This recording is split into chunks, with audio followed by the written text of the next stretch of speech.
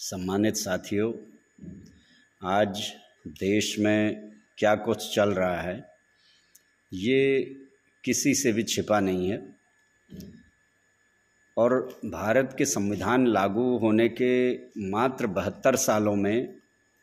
आज जो हालात नज़र आ रहे हैं कि ये जो देश इस समय पूरी तरीके से अपने फिर से उसी स्वरूप में जो कि ये इस संविधान के लागू होने से पहले था, जो अव्यवस्था, जो असमानता, जो अन्याय, जो अत्याचार, शोषण का जो साम्राज्य इस देश में हजारों साल तक रहा, कई 100 साल लगे इसको परिवर्तन, कई उतार चढ़ाव देश ने देखे, यहाँ के लोगों ने देखे, इस देश के निवासियों ने देखे, अलग अलग सल्तनतें देखी, अलग अलग हुकूमतें देखी, उसके बाद ब्रिटिश हुकूमत देखी और ब्रिटिश हुकूमत के बाद जो स्वतंत्र भारत तैयार हुआ, तब कहीं जाके हजारों साल की करवट के बाद जो स्वतंत्र भारत में एक ऐसा संविधान बन पाया जो जिसे लागू हुए 72 साल आज हो चुके हैं। उस संविधान ने इस देश को एक देश का रूप दिया। इस देश में निवास करने वाले सभी लोगों को आपस में जोड़ा, तमाम भाषाई भिन्नता, हालात, रहन सहन की विषमता, तमाम तरीके की जो भिन्नताएं होने के बावजूद वो सब लोगों को इस एक देश के रूप में पिरोया, एक देश बनाया। और उसके बाद ये एक अवधारणा दी भारत के संविधान ने कि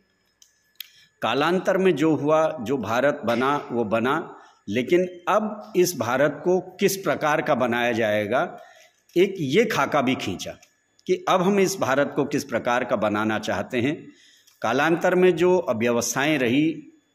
जो असमानताएं रही, जो तमाम तरीके की विसंगतियां रही, उनको समाप्त किया जाएगा। और उन सारी विसंगतियों को समाप्त कर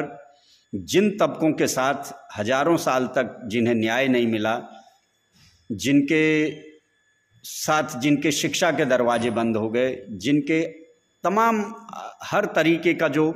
प्रगति में पिछड़ गए, उनको भी हम न्याय देंगे और एक ऐसा भारत बनाएंगे कि जिन्हें अवसर नहीं मिला आज उन्हें भी अवसर मिलेगा। और किसी भी तबके का, किसी भी समुदाय का,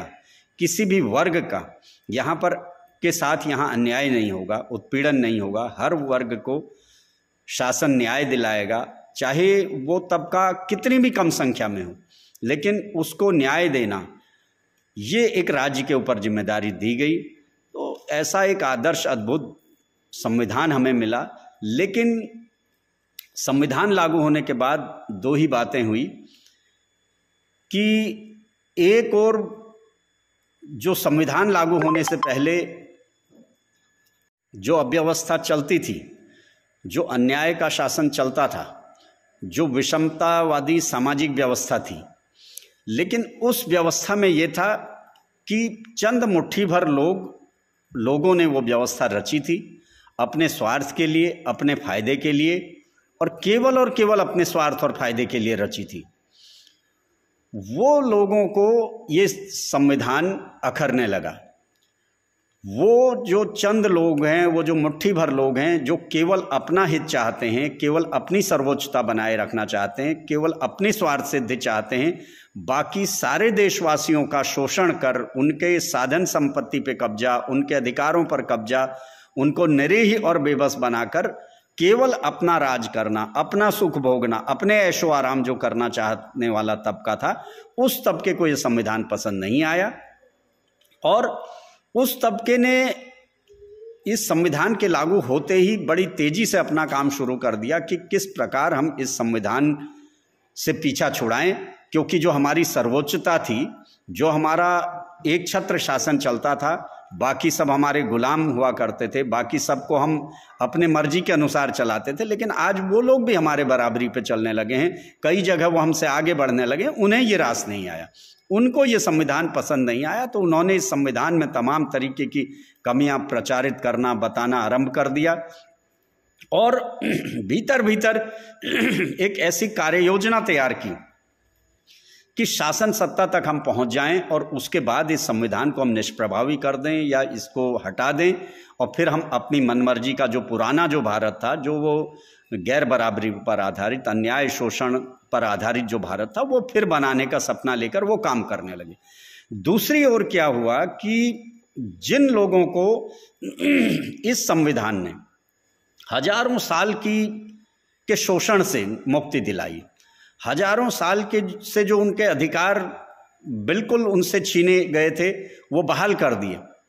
उन्हें शिक्षा, संपत्ति, शासन, प्रशासन हर जगह भागीदारी मिलने लगी, उस तबके ने इसकी गहराई को नहीं समझा, इस संविधान के महत्व को नहीं समझा कि ये नहीं होता तो हमारे क्या हालात होते। तो एक और जहां जो अन्याय, असमानता पर आधारित समाज का निर्माण चाहने वालों ने अपना काम शुरू कर दिया, दूसरी ओर ये जो हजारों साल से सताया हुआ समाज था, जो बांटा गया समाज था, जो बिल्कुल जानवरों से भी बदतर जिनका जीवन था, वो लोग इसका महत्व न समझते हुए वो इसे चिरस्थायी समझने लगे। उन्हें लगा कि अब तो संविधान लागू हो गया, अब तो हमें शिक्षा का अधिकार मिल गया, अब हम शिक्षा के अनुसार सरकारी नौकरियों में जाने लगे, अब हमारे लिए राजनीतिक पद आ गए हैं, हमारी जनसंख्या के अनुसार उन पदों में वो जाने लगे। तो उन्हें लगा कि अब हमें कुछ करने की जरूरत नहीं है और वो बड़े आराम की मुद्रा में आ गए। और दूसरी ताकत जो कम संख्या की थी लेकिन वो अपना काम बराबर करती रही और वो पूरे देश में माहौल बनाती रही, कहीं न कि संविधान में कमियां निकालना और एक ऐसा जनमत तैयार करना कि जिससे उनको समर्थन मिले, उनकी विचारधारा को समर्थन मिले और इन लोगों का आराम परस्त होना और उन लोगों का अति सक्रिय होना। और उसी का आज ये नतीजा है कि फिर से वो वही विषमतावादी लोग पूरी तरीके से शासन सत्ता पर कब्जा जमा कर बैठ गए हैं। आज हम लोगों की दिन में ये चर्चा हो रही थी, हम लोग साथी बात कर रहे थे कि आखिर क्या कारण है कि इतना विशाल समाज, इतने संगठन, इतने लोग होने के बाद और सब कुछ जानकारी होने के बाद भी कोई नतीजा नहीं निकल पा रहा है और जो हुकूमत है, जो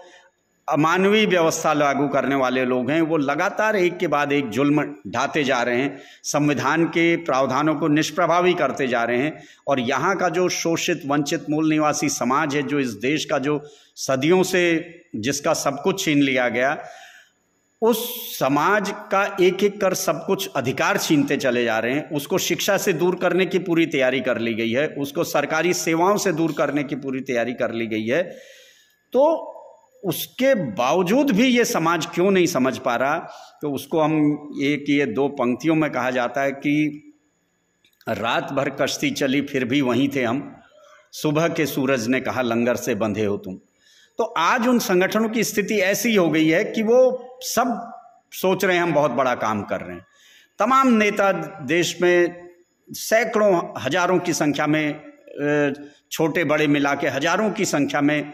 सामाजिक संगठनों के नेता हैं, राजनीतिक संगठनों के नेता हैं, लेकिन उसके बावजूद भी सब कुछ होता जा रहा है, इनका सब कुछ छिनता चला जा रहा है, इनकी हत्याएं होती चली जा रही हैं, इनके महिलाओं के साथ सारे शोषण और अपमान की घटनाएं हो रही हैं और उसके बाद भी शासन प्रशासन कुछ भी बोलने को तैयार नहीं हो रहा। तो ये कहीं ना कहीं इन वर्गों की उदासीनता, इनकी निष्क्रियता और इनका जो आराम तलब होना ही आज ये समाज फिर से ये तबके उस स्थिति में पहुंच गए हैं कि जो पुराने इतिहास में जो हालत इनकी थी, आज फिर से इनको उस हालत में पहुंचाने की तैयारी हो गई है। तो हम लोगों ने जो विश्लेषण किया, लगभग जो 3-4 मुख्य कैटेगरीज हमने देखी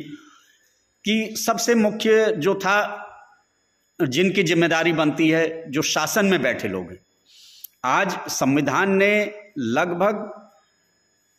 125 से ऊपर इनके संसद में प्रतिनिधि हैं, जो कि इन तबकों के हितों की रक्षा के लिए संविधान ने भेजे हैं। संविधान में जो व्यवस्था हुई कि इन वर्गों के हितों की रक्षा के लिए कुछ सीटें इनके लिए होंगी, जिनसे इन्हीं के प्रतिनिधि आएंगे, लगभग 125 से ऊपर प्रतिनिधि, और बाकी मिलाकर अगर सभी मूल निवासियों के प्रतिनिधियों की संख्या मिलाई जाए तो 250 से भी ऊपर प्रतिनिधि ऐसे होंगे जो ये शोषित वंचित मूल निवासी समाज से जो आते हैं। लेकिन वो क्या कर रहे हैं, वो आज की डेट में केवल अपनी पार्टियों के गुलाम बनकर बैठे हैं। एक बार वो सत्ता पे पहुंच जा रहे हैं, उसके बाद उन्हें दूसरी बार सत्ता की लालसा है। उसके बाद वो इसलिए चुप हो जा रहे हैं, वो जानते समझते हुए भी इसलिए चुप हो जा रहे हैं कि अगर वो समाज की बात करेंगे, अगर सामाजिक न्याय की बात करेंगे, अगर अन्याय के खिलाफ बोलेंगे, अगर शोषण के खिलाफ बोलेंगे, तो कहीं अगली बार उनका टिकट न कट जाए, उनको नेतागिरी कमजोर न पड़ जाए। इस वजह से वो सभी लोग अपने मुंह पर, अपने जुबान पर ताला लगाकर बैठे हुए हैं। अर्थात हम कह सकते हैं कि केवल व्यक्तिगत स्वार्थ में, अपने स्वार्थ में अगर वो ईमानदार होते तो एक बार भी उन्हें प्रतिनिधित्व का मौका मिल गया था। तो एक बार प्रतिनिधित्व भी कम नहीं होता है, 5 साल तक उन्हें सभी वेतन भत्ते सुविधाएं मिलती हैं। उसके बाद आज की डेट में उन्हें पेंशन मिल रही है जो आजीवन उन्हें मिलेगी। यदि वे वास्तव में बाबा साहब डॉक्टर अंबेडकर उनके सपरिवार बलिदान के प्रति ईमानदारी से अगर काम कर रहे होते तो वो अपनी सत्ता का लालच नहीं करते और वो सोचते कि हम क्या थे, लेकिन आज हम सांसद बन गए, आज हम मंत्री बन गए, आज हम विधायक बन गए, आज हम जिला पंचायत अध्यक्ष बन गए, आज हम प्रमुख, इतना हमारे लिए पर्याप्त है। और अपने इस भविष्य की कुर्सी के लालच को जोखिम में डालकर समाज की बात अगर कर लेते, न्याय की बात अगर कर लेते, हम ये नहीं कह रहे कि किसी वर्ग, आप न्याय की बात करिए, जो अन्याय हुआ उसके खिलाफ बोलिए, अगर वो बोलते तो हर हाल में आज ये स्थिति नहीं होती। आज ये जो सरकार इतने डंके की चोट पर इनके एक एक करके सारे अधिकार छीन रही है, उसके पीछे सबसे बड़े जो जिम्मेदार हैं ये प्रतिनिधि हैं जो इन तबकों से आते हैं लेकिन वहाँ सत्ता पर बैठे हैं और चुपचाप उन बिलों का समर्थन करते हैं, उन पे अपनी मोहर लगाते हैं। यानी कि एक तरीके से वो ऐसे जो उन्हें संज्ञा दी जाती कि ऐसा जो पालतू एक पशु कुत्ता होता है कि उसके मुंह में उसके मुंह को बंद कर दिया जाता है, उसके मुंह में एक जाली लगा दी जाती है और वो जाली लगाने के बाद ना वो भौंकने के काम का होता है, ना वो काटने के काम का होता है। कहीं ना कहीं वो प्रतिनिधि उन पालतू जानवरों की तरह बन गए हैं कि ना वो भौंक सक रहे हैं, ना वो काट सक रहे हैं। उनको उन पार्टियों ने उनके मुंह में वो जाली लगा के रखी है और वो उस जाली के अधीन है, जबकि ऐसा होना नहीं चाहिए था। क्योंकि जब वो बनते हैं उसके बाद जब वो शपथ लेते हैं तो संविधान की शपथ लेते हैं कि मैं भारत के संविधान के प्रति सच्ची निष्ठा रखूंगा, लेकिन यथार्थ में वो पालन नहीं करते हैं और वो अपना सब अतीत भूल गए हैं। उनके पूर्वजों ने क्या क्या अत्याचार, क्या क्या जुल्म झेले, लेकिन आज वो अपने परिवार के स्वार्थ में, अपने निजी स्वार्थ में, अपने पद के महत्वाकांक्षा की वजह से शांत बैठे। अगर आने वाले समय में इस संविधान में किसी भी तरीके की अगर कोई ऐसी छेड़छाड़ या कोई वो होती या जो कुछ आज हो रहा है तो उसके जिम्मेदार आने वाली पीढ़ियां सबसे पहले हमारे जनप्रतिनिधि कहलाएंगे, जो आज कुर्सियों पर बैठे हैं लेकिन मौन साधे बैठे हैं और जो सब कुछ तहस नहस करने पे तुले उनका साथ दे रहे हैं। दूसरे नंबर पर हमारे वो तमाम जो अच्छे पदों पर बैठे हुए लोग हैं, जो बड़े बड़े न्यायिक पदों पर पहुंचे, जो प्रशासनिक अधिकारी पद पर पहुंचे, चाहे किसी भी तरीके की जो बड़ी प्रशासनिक सेवाएं हैं या विश्वविद्यालयों में प्रोफेसर्स हैं, जिनको अच्छा खासा वेतनमान मिलता है और जिनकी सेवा में भी कोई इतनी, जिनकी नौकरियां भी जो इतनी कठिन नहीं होती हैं कि वो काम न कर सकें या वो समाज निर्माण के लिए कुछ न कर सकें, लेकिन वो भी अपने ज्ञान का या अपने जो उनके पास अवसर है उसका कोई लाभ नहीं ले रहे हैं। वो भी केवल अपने जो पदों का और अपने को जो टाइम, टैलेंट और ट्रेजर, जो उनके पास टाइम है, जो उनके पास टैलेंट है और जो उनके पास ट्रेजर है, जो उनके पास पैसा है, जो उनके पास समय है और जो उनके पास प्रतिभा, जिस जगह पर वो बैठे हैं वो उसका उपयोग समाज हित में नहीं कर रहे हैं। वो केवल अपने घरों में बड़े बड़े उन्होंने बंगले बनाए हैं, अपने बंगलों में केवल अपने परिवार तक, अब 4 दीवारी तक सीमित होकर बैठे हैं। दूसरे नंबर पर हमारा ये तबका जिम्मेदार है जो आज बहुत अच्छी संख्या में है लेकिन वो बिल्कुल निष्क्रिय होकर बैठा है। तो लेकिन ये इनकी आखिरी खेप है। आने वाले समय में अब जिस तरीके की तैयारियां कर ली गई हैं, अब ये नई खेप भी, यदि यही हालात रहे तो ये संख्या भी धीरे धीरे कम होते होते एक समय आएगा कि ये समाप्त हो जाएगी, फिर इनका कहीं कुछ वजूद नहीं रहेगा। लेकिन जो ये सक्षम तबका था ये आराम से बैठा है। तीसरे अगर हम लोग आज की डेट में देखते हैं, मुख्य रूप से ये लोग हैं, हम उस वर्ग को इसका जिम्मेदार नहीं ठहरा सकते हैं जो कमज़ोर तबका है, जो गरीब है, जो श्रमिक है, क्योंकि उसके पास इतना न समय होता है, न उसके पास आर्थिक स्थिति ऐसी है। लेकिन अगर कोई भी आंदोलन चलता है, उस आंदोलन को सहयोग जरूर करता है, लेकिन वो नेतृत्व करने की उसके अंदर क्षमता और उसकी परिस्थितियां नहीं हैं। अब हम बात करते हैं कि कुछ लोगों ने संविधान लागू होने के लगभग 2 दशक बाद कुछ लोगों को जब एहसास हुआ, उन्होंने इस व्यवस्था परिवर्तन का एक अभियान चलाया। और वास्तव में उस समय तक डॉक्टर अंबेडकर के मूवमेंट को पूरी तरीके से दबा के रख दिया गया था। बाबा साहब डॉक्टर अंबेडकर के व्यक्तित्व और कृतित्व को एक तरीके से बंद करके रख दिया गया था। लेकिन जिसे बामसेफ कहा गया, बामसेफ नामक संगठन ने 80 के दशक में जो काम शुरू किया, वहां से भारत में फिर से सामाजिक न्याय का जो भारत बनाने की जो अवधारणा फिर से वो जिंदा हुई। और जो डॉक्टर अंबेडकर का जो किया हुआ काम था वो फिर से एक लोगों के संज्ञान में आया, चाहे वो विरोधी पक्ष हो चाहे ये पक्ष हो। इनको भी बामसेफ ने काफ़ी हद तक बताने का प्रयास किया। और जितनी भी आज ये सामाजिक चेतना देश भर में हम देख रहे हैं, जो सामाजिक चेतना चल रही है, जो सामाजिक चेतना का जो आंदोलन चल रहा है, उस सब का अगर कोई जनक कहा जा सकता है या सूत्रधार कहा जा सकता है तो वो केवल और केवल बामसेफ है। बामसेफ ने जो भारत के संविधान की जो प्रस्तावना थी, भारत के संविधान में जो मौलिक अधिकार थे, यानी भारत का संविधान जो हम भारत के लोग एक अवधारणा के साथ जैसा भारत बनाने की एक परिकल्पना भारत के संविधान में रखी गई है, उसको बामसेफ ने एक उसके लिए रोड मैप तैयार किया और एक व्यवस्था परिवर्तन को अपना उद्देश्य रखा कि जो अभी तक की जो हजारों साल जो इस देश में जो असमानता, अन्याय और शोषण पर आधारित व्यवस्था रही, उसको बदलकर हम समता, स्वतंत्रता, बंधुत्व और न्याय की अवधारणा जो भारत के संविधान की मूल अवधारणा है, उसको स्थापित करेंगे, उसके लिए काम करेंगे। और इसके लिए बामसेफ ने एक बहुत बड़ा लक्ष्य रखा कि जो सरकारी कर्मचारी हैं वो केवल अपने हितों के लिए न जीकर वो समाज में चेतना लाकर इस काम को अंजाम देंगे। और वो जब काम शुरू हुआ तो उसका काफ़ी कुछ परिणाम देखने को भी आया। देश की राजनीति में एक हलचल हुई, सामाजिक वातावरण में एक हलचल हुई और ये हलचल धीरे धीरे बढ़ती गई। हम लोगों को भी आज जो इस बारे में या बाबा साहब डॉक्टर अंबेडकर या सामाजिक न्याय के लिए इस देश में जिन महापुरुषों ने संघर्ष किया है, उनकी अगर कहीं से जानकारी मिली, या आज जितने देश भर में जो संगठन हैं या जो एक्टिविस्ट हैं उनको अगर कहीं से इस मूवमेंट की अगर जानकारी मिली तो वह बामसेफ की बदौलत मिली। लेकिन बाद में क्या हुआ कि जो विरोधी खेमे ने बहुत एक सुनियोजित साजिश के तहत उस आंदोलन में भी सेंध लगाने की कोशिश करी और उस आंदोलन के एक हिस्से में जो राजनीतिक चेतना के रूप में एक इकाई खड़ी थी उसमें सेंधमारी करके एक और उसे निष्प्रभावी किया, दूसरी ओर जो सामाजिक संगठन के रूप में जो कार्यरत थे उसे भी डगमगाने की या उसे भी अस्थिर करने के बहुत प्रयास हुए। लेकिन वहां पर फिर उस चुनौती का सामना करते हुए, उस चुनौती के समय भी कुछ बुद्धिजीवियों ने इस देश के कुछ जो इस शोषित वंचित तबके जो मूल निवासी समाज में जन्मे कुछ लोगों ने उस आंदोलन को उस मोड़ पे भी बचाने का प्रयास किया और बचाया, जो कि आज तक भी चल रहा है। लेकिन उस दौर में एक बहुत बड़ी एक बात ये हुई कि हम लोग जब शुरुआती दौर में देखते थे तो जितने भी जो सरकारी कर्मचारी अधिकारी होते थे वो उनको ये लगता था भाई कि हम अपना टाइम, टैलेंट और ट्रेजर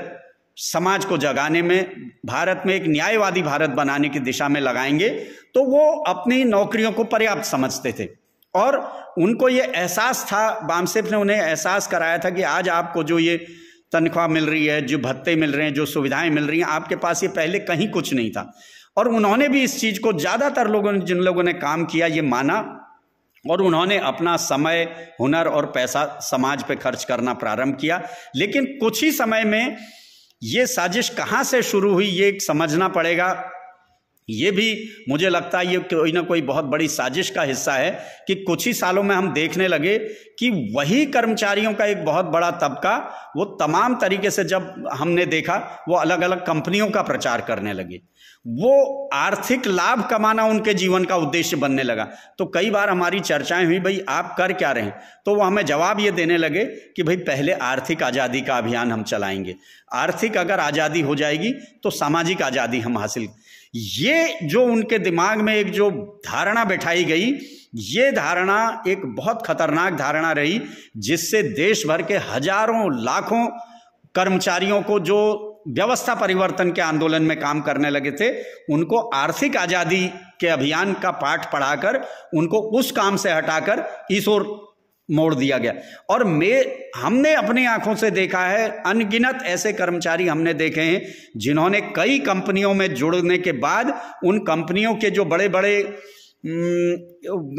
उनके बड़े बड़े एम्बेसडर थे, जो ब्रांड एम्बेसडर थे, उन्होंने उनको ऐसे सपने दिखाए कि उन लोगों ने अपनी सरकारी नौकरियां छोड़ दी और उन्हें यह लगने लगा कि इन कंपनियों में इनके प्रोडक्टों को बेचकर हम इतना पैसा कमा लेंगे, इतना मुनाफा कमा लेंगे कि हमें यह सरकारी नौकरी की तनख्वाह कुछ नहीं रह जाएगी। और वो सारे लोगों ने अपना परिवार का भी नुकसान किया। बाद में जैसे जो मल्टीनेशनल कंपनियां, जो मार्केटिंग कंपनियों का फंडा होता है कि ऊपर की जो चेन होती है वो सारा मुनाफा कमाती है, नीचे के लोग सारे काम करते हैं, मेहनत करते हैं और उनसे उन्हें कोई बहुत कुछ हासिल ऐसा नहीं होता। और वही हुआ कि वो लोग नौकरी से भी गए, उसके बाद में परिवारों में भी उनके कलह क्लेश तनाव उत्पन्न होने लगा, उनके परिवार में कई तरीके के उनके बच्चे निराशावाद के शिकार हो गए,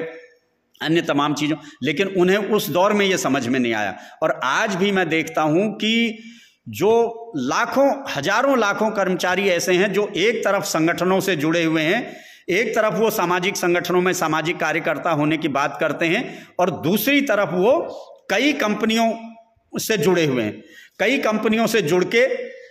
उनका प्रचार करते हैं, उनके प्रोडक्ट बेच रहे हैं। वो जितना समय सर्विस में जाते हैं उसके बाद घर आके उनके घर में कोई मेहमान आ रहा, उसे वो कंपनी के प्रोडक्ट की जानकारी देते हैं, प्रोडक्ट बेचते हैं। छुट्टी का दिन होता है तो जिस दिन उन्हें समाज के लिए निकलना चाहिए, समाज निर्माण के, समाज की जागरूकता के काम में निकलना चाहिए, वो अपने जो प्रोडक्ट्स के प्रचार में निकलते हैं, उनको बेचने के प्रचार में निकलते हैं और अपना भी फंस रहे हैं, अपना आर्थिक संसाधन भी वहाँ लगा रहे हैं, अपने परिवार, अपने रिश्तेदार नातेदारों के, अपने चित परिचितों के भी आर्थिक संसाधनों को उस कंपनियों पर लगा रहे हैं और उन कंपनियों को मालामाल कर रहे हैं। तो ये एक बहुत बड़ा रीजन हमें नजर आता है, कारण नजर आता है कि आज जो हमें हजारों लाखों लोग लगता है कि ये लोग हैं, लेकिन वो सारे लोग जो समाज के जो जागरूकता का काम था उसको करने के बजाय वो आर्थिक सशक्तिकरण का ख्वाब देखकर, जो झूठा ख्वाब देखकर उस ओर लग गए हैं, जिससे न उनका दोनों काम आज नुकसान में पहुंच गए। परिवार, ना कोई आर्थिक प्रगति, ऐसी मुश्किल से चंद मुट्ठी भर कोई गिने चुने लोगों को कुछ आर्थिक लाभ हासिल हुआ होगा, नहीं तो ज़्यादातर को ने अपनी नौकरियां गंवाई हैं और कोई खास ऐसा आर्थिक लाभ जितना उन्होंने श्रम किया नहीं कमाया। और उल्टे उनका जो इतना बड़ा जो बामसेफ ने एक उद्देश्य दिया था सामाजिक व्यवस्था परिवर्तन का, समता, स्वतंत्रता, बंधुता, न्याय पर आधारित भारत के निर्माण के लिए एक जागरूकता पैदा करने का, वो काम भी प्रभावित हुआ। और उसी का नतीजा है कि आज हमें धरातल पर कोई रिजल्ट नजर नहीं आ रहा। हजारों संगठन दिख रहे हैं, हजारों लोग दिख रहे हैं, लेकिन रिजल्ट नहीं दिख रहा है। और जो विरोधी खेमा है, जो विरोधी विचारधारा है, वो एक एक कर इनका सब कुछ छीनती चली जा रही है। तो साथियों, ये हम लोगों को एक समझना पड़ेगा, ये हमें कारणों को खोजना पड़ेगा, क्योंकि जब तक हम कारण नहीं खोजेंगे हमें निवारण नहीं मिलना। दूसरा जो एक महत्वपूर्ण और कारक जो हम लोगों को विश्लेषण के बाद एक नजर आया, वो ये है कि जितने भी आज जो देश भर में जो हजारों लाख संगठन चल रहे हैं, उनके जो मुखिया हैं वो वास्तव में बाबा साहब डॉक्टर अंबेडकर के आंदोलन के प्रति, उनके त्याग, बलिदान और उनके सपरिवार कुर्बानी के प्रति ईमानदार नहीं है। उन्होंने ईमानदारी से डॉक्टर अंबेडकर को पढ़ा नहीं है, उनके बातों को नहीं पढ़ा, उनकी नसीहतों को नहीं पढ़ा, उनके संघर्ष को नहीं पढ़ा है। उन्होंने केवल जो बामसेफ ने ये चेतना का एक माहौल बनाया था, जो कई प्रशिक्षण शिविर आयोजित किए, कहीं कहीं वो गए, उन्हें दो चार उन्होंने शब्द पढ़े, दो चार जानकारियां जुटाई, कहीं कुछ भाषण सुने, उनके आधार पर आकर उन्होंने भी बाबा साहब डॉक्टर अंबेडकर के नाम पर एक संगठन बना लिया और वो संगठन के मुखिया बनकर स्वयं को बहुत बड़ा समाज सेवी, उनके पास न कोई बहुत बड़ा विचारधारा, न कोई बहुत बड़ा दर्शन, न कोई कार्य योजना, न कोई रणनीति, लेकिन वो एक संगठन बनाकर उसके अध्यक्ष बन के, चाहे प्रांतों के अध्यक्ष बने, चाहे राष्ट्रीय अध्यक्ष बने, चाहे जिलों के अध्यक्ष बने, वो भी इस आंदोलन को भटका रहे हैं। और वो एक तरीके से बाबा साहब डॉक्टर अंबेडकर की जो बात थी कि तुम मेरे कारवां को अगर हो सके तो आगे बढ़ाना, नहीं हो सके तो इसे यहीं छोड़ देना, लेकिन इसे पीछे मत जाने देना। आज वो हजारों संगठन और हजारों नेता भी इस चीज के लिए जिम्मेदार हैं जो बाबा साहब डॉक्टर अंबेडकर के नाम पर संगठन तो बनाकर बैठे हैं, लेकिन उस कारवां को वो पीछे जाने दे रहे हैं और उसके साथ धोखाधड़ी कर रहे हैं। लोग उनको अपना रहनुमा समझते हैं, लोग अपना लीडर समझ के बैठते हैं, लेकिन वो कहीं ना कहीं केवल अपने व्यक्तिगत स्वार्थों की पूर्ति में लगे हुए हैं और ईमानदारी से बिना कार्य योजना के, बिना किसी रणनीति के काम कर रहे हैं, जो विरोधी पक्ष के लिए कोई बहुत बड़ी चुनौती नहीं है। विरोधी पक्ष बहुत प्लानिंग से काम कर रहा है, वो बड़े बड़े संगठनों को तोड़ने की क्षमता रखता है, वो बड़े बड़े जो तथाकथित जो बहुत मजबूत अपने आप को लोग समझते हैं, जो व्यक्तिवादी लोग हैं, उनकी सारी कमजोरियां उनके पास हैं, वो उनको जब अवसर मिलता है, जब उन्हें जरूरत होती है, उस समय इन्हें तोड़ मरोड़ के अपने खेमे में मिला लेते हैं। ऐसे एक नहीं दर्जनों आप लोग देख सकते हैं जिन्होंने एक दौर में पूरे देश की लीडरशिप करने का दावा किया था, लेकिन बाद में अपने छोटे छोटे स्वार्थों की वजह से, मंत्री पद के वजह से, किसी ने सांसद बनने की वजह से, किसी ने विधायक बनने के लालच में उस सारे आंदोलन को भटका के रख दिया। तो साथियों, यही हम लोग ही सारे लोग जिम्मेदार हैं कि जो आज एक और बाबा साहब डॉक्टर अंबेडकर की बात करते हैं, लेकिन बाबा साहब डॉक्टर अंबेडकर के नाम पर ईमानदारी से काम नहीं कर रहे हैं। उनके इतने बड़े त्याग बलिदान के उस आंदोलन को बहुत हल्के में हम ले रहे हैं और विरोधी विचारधारा उसे पूरी सुनियोजित साजिश के तहत आहिस्ता आहिस्ता पूरा समाप्त करने पर तुली हुई है। तो अभी भी अगर हम लोग इस देश को बचाना चाहते हैं, इस देश के संविधान को बचाना चाहते हैं, इस देश में समता, स्वतंत्रता, बंधुत्वता और न्याय को बचाना चाहते हैं और मानवतावादी भारत को अगर अभी हम निर्माण करना चाहते हैं, बचाना चाहते हैं, तो हमें आज ही अपने गिरेबान में झांकना चाहिए। हमें अपने इन छोटे छोटे स्वार्थों को त्यागना पड़ेगा। हमको बहुत गहराई से बाबा साहब डॉक्टर अंबेडकर को पढ़ना पड़ेगा, उनके संघर्ष को पढ़ना पड़ेगा, उनके जीवन के बलिदान को समझना पड़ेगा और एक बड़ी रणनीति के तहत, बड़ी कार्य योजना के तहत हमें काम करना पड़ेगा। हमें खोजना पड़ेगा कि हमारे बीच में संगठन, कौन सा संगठन ऐसा है जो ईमानदारी से काम, कौन सा संगठन ऐसा है जिसके पास विचारधारा, दर्शन है, जिसके पास एक कार्य योजना, एक रणनीति है, कौन सा संगठन ऐसा है जिसके पास एक लोकतांत्रिक व्यवस्था है। ज्यादातर संगठन हमारे आज आप देखेंगे वो अधिनायकवादी हैं। उनका जो अध्यक्ष है वो अध्यक्ष ही रहता है, वो आजीवन वो अध्यक्ष बना रहेगा। जब वो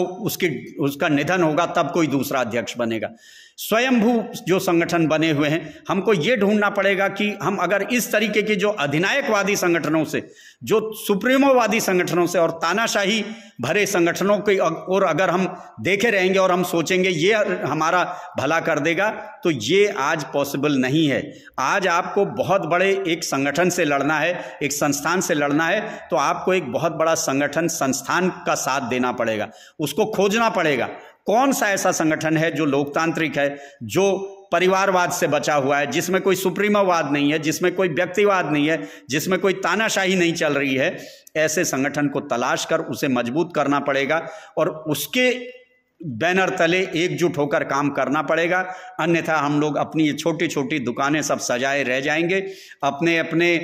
या व्यक्तिगत अहम को ही संतुष्ट करने में रह जाएंगे और दूसरी ओर जो विपक्ष है, जो विपक्षी विचारधारा है, जो विरोधी विचारधारा है, वो अपना काम बखूबी कर रही है। उसके पास आज न्यायपालिका उनके शिकंजे में है। भारत का अधिकांश मीडिया 90% से भी ज़्यादा मीडिया की ताकत उनके शिकंजे में है। सरकारें राज्यों की हो या केंद्र की, उनके शिकंजे में है, लेकिन उसके बावजूद भी वो बड़ी ईमानदारी से काम कर रहे हैं। अब इस भारत को विषमतावादी भारत बनाने के लिए बड़ी ईमानदारी से काम कर रहे हैं, वो अन्याय शोषण पर आधारित भारत बनाने के लिए बड़ी ईमानदारी से काम कर रहे हैं, वो दिन रात मेहनत कर रहे हैं। उनका कैडर सुबह 4 बजे से स्टार्ट हो जाता है, रात तक उनका प्रशिक्षण चलता रहता है। हर दुकान, हर गली, हर नुक्कड़ पर उनका कैडर चलता रहता है। और समतावादियों का, समानतावादियों का, न्यायवादियों का कहीं ना कोई कैडर चल रहा है। कोई थोड़े बहुत कुछ कैडर कैंप चल रहे हैं, कुछ प्रशिक्षण शिविर चल रहे हैं, कुछ जागरूकता कार्यक्रम चल रहे हैं, कुछ लोग बहुत मेहनत कर रहे हैं, कुछ लोग आवश्यकता से ज्यादा परिश्रम कर रहे हैं, लेकिन ये इतना पर्याप्त नहीं है कि उस व्यवस्था को चुनौती दी जा सके। उनके पास आज सब कुछ होने के बावजूद वो दिन रात मेहनत कर रहे हैं, और जिनका सब कुछ दांव पर लगा हुआ है वो आज भी अपने घरों में बैठे हैं, अपने घरों में एक एक कुत्ता पाले हुए बैठे हैं, कुत्तों से सावधान का बोर्ड लगाकर अपने घर के अंदर कैद हैं। कोई व्यक्ति को अपने अंदर ना आने देना चाहते हैं, ना किसी से मिलना चाहते हैं। तो ऐसे हालात में बहुत जल्दी हमारी गुलामी तय है। यदि अगर हम आज भी समय रहते एक लोकतांत्रिक संगठन और संस्थान को ढूंढकर, उसको खोजकर, उसे हम सर्च करें, ये देखना हमारा काम होगा। मैं यही कहना चाहता हूं कि सब कुछ आज आपके पास, सोशल मीडिया सबके पास है, आप खोजिए और ऐसे संगठन से जुड़िए, ऐसे संस्थान से जुड़िए जिसके पास दीर्घकालिक रणनीति है, प्लानिंग है, कार्य योजना है, और जिसमें परिवारवाद, लोक नहीं है, व्यक्तिवाद नहीं है, सुप्रीमोवाद नहीं है। तो तब हम कहीं किसी दिशा में काम कर पाएंगे और किसी नतीजे पर पहुंच पाएंगे। अन्यथा आने वाली पीढ़ियां हमें माफ़ करने वाली नहीं हैं। और हमें तो सब कुछ मिला, हमें स्कूल के दरवाजे खुले मिले, हम में से जो जितना पढ़ा उसे सरकारी नौकरियों के दरवाजे खुले मिले, उसे राजनीतिक हिस्सेदारी मिली। लेकिन आने वाली पीढ़ियों के पास जब कुछ भी नहीं रहेगा, केवल जुल्म, शोषण, अत्याचार उनके पास रहेंगे, तो वो पीढ़ियां हमें कोसेंगी कि आपको सब कुछ मिला लेकिन आप क्या छोड़ कर गए। और मुझे यहीं पर मैं इसी के साथ अपनी बात समाप्त करूंगा कि रोकूंगा कि एक विद्वान ने कहा है, जरूरी ये नहीं है कि, ये महत्वपूर्ण बात नहीं है कि आपको विरासत में क्या मिला, महत्वपूर्ण बात यह है कि आप विरासत में छोड़ के क्या जा रहे हैं। तो हमारे लिए बड़ी कलंक की स्थिति हो रही कि हमें विरासत में बहुत कुछ मिला, लेकिन हम विरासत में बहुत कुछ छोड़ने जाने की स्थिति में आज नजर नहीं आ रहे। तो इसलिए साथियों, मनन करिए, चिंतन करिए और कुछ सकारात्मक कीजिए, कुछ सार्थक कीजिए, नहीं तो बहुत देर हो जाएगी। जय भीम, जय भारत, जय मूल निवासी, जय संविधान।